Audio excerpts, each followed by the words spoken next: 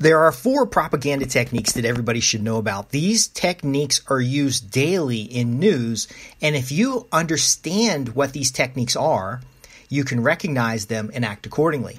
I'm Justin Hitt with Inside Strategic Relations. So there's this post on LinkedIn, and it's about the 4 propaganda techniques everybody should know. The original post was put out by the Free Thought Foundation, and it really is a simplification of a concept that is often used to bring people together behind a certain power. So these techniques are used by governments, they're used by news media, they're used to spin fear and discontent so that you pay attention to a single or centralized authority. Now, the reason I'm covering this today is because it has elements in strategic relationships. You want to be sure this is not happening to you by someone you depend on, because their objective in using these 4 propaganda techniques is to control you remotely without your consent, and it's really not a good situation to be in. Now, these elements with moderation can be used for a persuasive speech. But again, when they're used time and time again by news media, by the government, by corporations, by large organizations where you don't have a connection with the leadership, they are dangerous and, again, classified as propaganda. And one of the biggest reasons I'm bringing this up is because I'm seeing the news media cover the Afghan Taliban as being cave dwellers or savages. You'll see in a couple months, they'll be flying the Apache helicopters that were left behind for them. You'll discover that they're just as functional as anybody else, but the news is presenting them as less than, and that fits right into one of these 4 elements here, where they're trying to shape the opinion of a, quote, enemy. Now, I'm not in favor of the Taliban. I'm not for the things that they do. But again, I try to look at everyone as a neutral player in a larger game, and we have to understand the language being used and what could be behind the use of that language. So 4 propaganda techniques everyone should know. First, they want to activate strong emotions. See, calling somebody a cave dweller is kind of a strong emotion. It says that they are less than, that they are unsophisticated, that they are weak.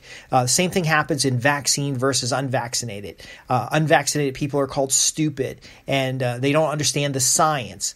Yet a lot of the unvaccinated people do understand science, and they go to primary sources like the CDC or the drug manufacturers themselves to get their decision-making criteria. So the activating the strong emotions plays on that fear, that hope, that anger, that frustration, that sympathy, and kind of directs that emotional and chemical feeling towards an outcome that the other person desires. Now, this happens on a positive side as well. If you have a large church service and everybody's singing and they're excited, and then that time comes when they ask for the testimonials, you feel compelled to share your joy and your excitement. Now, the fear, anger, and hope works much better. A fire and brimstone service will bring people to the pulpit to pray and accept Jesus faster than a feel-good service, because there's a instant demand to relieve the fear or the anger or the hope things will get better. And so when they activate strong emotions, that this is a propaganda technique. Now, again, I'm not judging whether it's good or bad. I'm giving you a very neutral approach. You've got to make up your own mind and decision. Number 2, simplify information and ideas. So successful propaganda, it tells a story. It's something that's familiar and can be trusted. It uses metaphors, images, but it repeats that message over and over again. It becomes the substitute of critical thinking. You're going to see interviews today where people start asking about what is socialism, and people just reply back with these talking points. What would it mean for the United States to be a socialist country? And they say free education for everybody, free health care.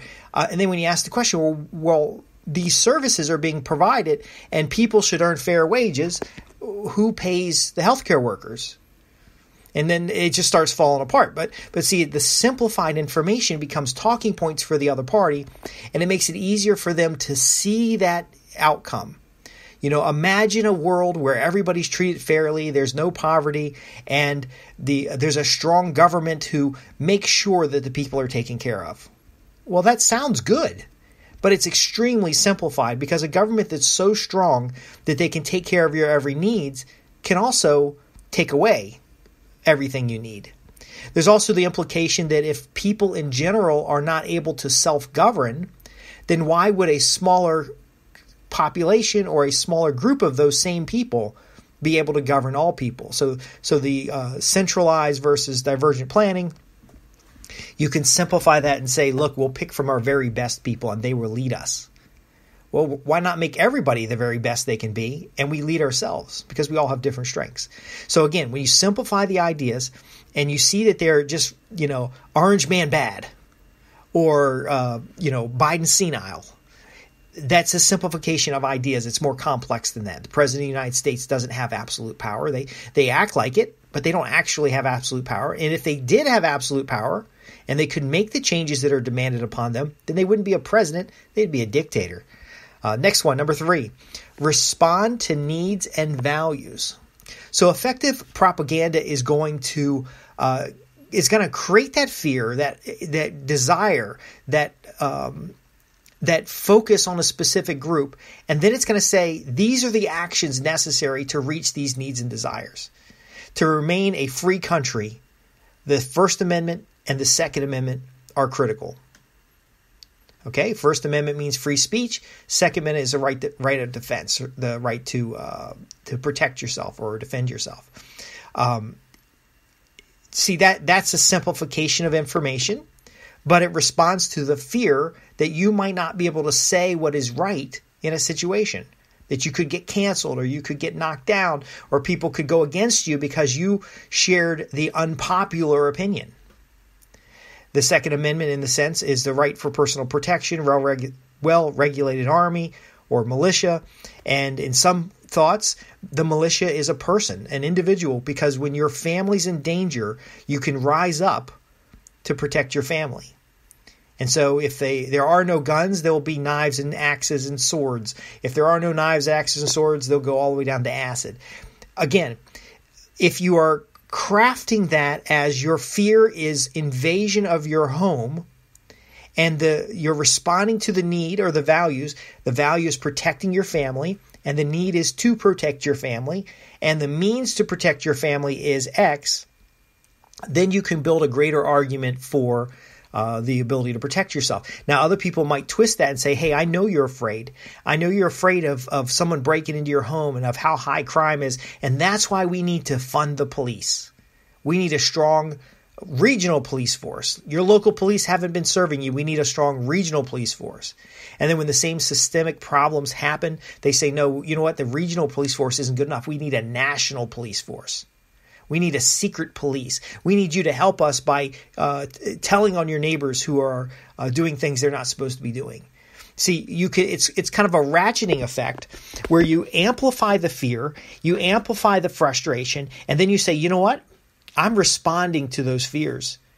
And if you just take the vaccine, you're going to be free. You're going to be able to go to stores. You're going to be able to not get sick. See, the problem with propaganda is it's not the truth. So in such simplistic form, it will always be disproven. So here's number 4.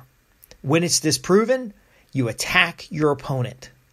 Okay, now when you attack your opponent, you start creating us versus them. The two groups don't talk to each other anymore. So if you say black folks and white folks, and the white folks are the oppressors and the black folks are the oppressed, and they won't talk to each other. And then when they talk to each other, they realize there's only one type of person, a human person, and anything bad that's happened to a black person has happened to a white person and vice versa. I'm giving you a very neutral perspective. I'm not discounting the very real things that have happened, but very often in propaganda, it's used to highlight and attack the opponent.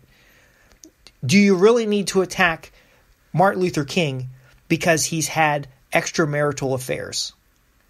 The concepts that he presented in his speeches, that you want to judge people on the content of their character rather than the color of their skin, outweighs the defects that every human has. Every human makes mistakes. So attacking Martin Luther King on the fact that he had extramarital affairs doesn't help the case. In the sense of Malcolm X. Malcolm X was militant in many of the things that he said, but also his actions, yet he stepped away from the Nation of Islam when the Nation of Islam was going even further. And he reassessed his own life and brought more of the philosophy into action rather than the violence, because violence tends to beget violence. The same thing, Robert E. Lee. He was a general of the Confederate Army in the Civil War. Now, whether you think it's the Civil War or the War of Northern Aggression, the propaganda builds the perspectives in a simplistic form to drive forward action. Actual history gives you the more complex details of both sides of the story. Robert E. Lee, after the war, really supported the freedom of previously enslaved individuals and provided opportunities to this person. Yet if we judge him only on being a Confederate general, we miss the complexity of the whole individual. So when folks attack opponents, they're really doing what's like in this cancel culture. If you don't support this, then you're racist. Well, you might not want to support that because it actually is racist and it's, in a sense, not fair. So political warfare starts discrediting one group or individuals while raising up another group with simplistic facts and talking points, which then cycles back. So these four propaganda techniques are kind of like a circle. They feed each other, which cycles back to activating that strong emotion. Joe Biden running for president says if you vote for Donald Trump, he will put you back in chains. Okay, well, did Trump get him out of chains, and then if you voted for him, he'll put you back? Or did Clinton get you out of chains, and then you've been free up to the point where Donald Trump didn't put you in chains when he had the opportunity, but now that if he has this opportunity, he's going to put you in chains again? Do you see, if you use critical thinking, you'll start realizing that most of what politicians say, most of what's in the media is just absurd. It doesn't make any sense. So let me go back to the example that's going on right now. There is a crisis in Afghanistan. Without looking at the history of Afghanistan, without looking at the interactions of its neighbors, you may think the Taliban are savages. Yet the Taliban have been fighting for their control of the country, so have other groups. And there are other parties involved. So the United States was involved, and we pulled out, leaving behind U.S. citizens. Maybe we could have taken out the U.S. citizens first, taken out these folks that are on temporary or conditional visas, and then we could have decided to leave or started years ago and just stayed out of other people's business. But China's involved too, because there's lithium mines in Afghanistan. And so China just announced that now that the Taliban is in control, they're negotiating with the Taliban to have access or mining rights to the lithium. The lithium is tied to the electric car push, and it's necessary for batteries. See, it's a very complex system. And so when you hear the news media activating strong emotions by playing on fears, now that the Taliban has $8 billion in U.S. manufactured weapons, there's going to be more terrorist attacks. That's very simplified. They might be doing enough country building that they don't need to worry about attacking other people. Of course, they could sell the weapons to Iran. But all these, again, are hypothetical situations. They build up fear. They build up anger. They build up frustration. These are the things that make you want to come back and get more information. I haven't been given enough. I want to come back and get more. So now they give you simplified ideas and concepts, stories, metaphors about the child who escaped and their family was left behind, about the aircraft that had 600, 800 people in it when the aircraft normally carries 200 people, about the people that hung on the side of the plane as it flew away as their last chance for hope. For all we know, those could have been the dumbest people in the book that thought they could actually just jump on the back of a vehicle. You see in people driving on the top of buses and on the back of cars, they thought, well, hey, I'm going to get a seat on the side here. It'd be very windy. Do you see how this exaggeration becomes stories and metaphors? It becomes a trusted explanation that doesn't require additional thought from the individual, and then later becomes a substitute for critical thinking. If you think about it, you have a crowd of 1,000 people. 250 people could be in one category of fear and sincerely believe that they could hang on the side of an aircraft and they'd survive. 250 people could be completely cognitive and know that their goal is to get on that plane. Some people could have been Taliban soldiers that said, look, if I get on this plane, I'm going to get dropped off in the United States. And now that we got all these weapons, they can send me some weapons and we could take over the world. There's so many different scenarios that the best thing to do is, again, look at your own personal situation, is to look at the information you're taking in and then ultimately seek higher quality information and then focus on your own outcomes. Because number 3, their response to your needs and values from the outside is adaptive to your needs, meaning they give you what they think you need. Where you responding to your needs and values is very close to the source and is likely to be very accurate and useful. And so if you make your family more relevant in a time of fear and frustration, then you're going to be in a better position than if you allow or you wait for someone else to make your family more secure, more protected. Number 4, in attacking the opponents, you got to be real careful not to do it yourself. People are people. For every person who is in one category, there is another person exactly like them in another category.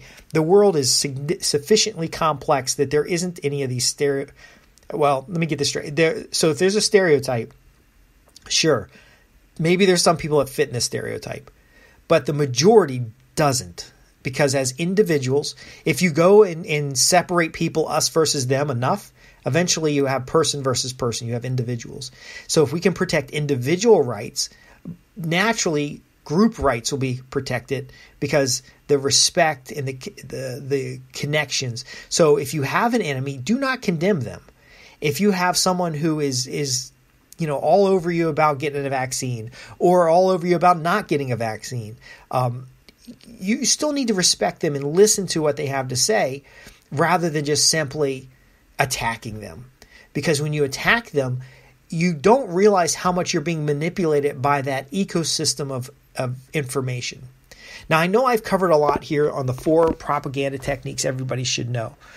The link below will give you more details and where you can go to this foundation who posted the original post on LinkedIn.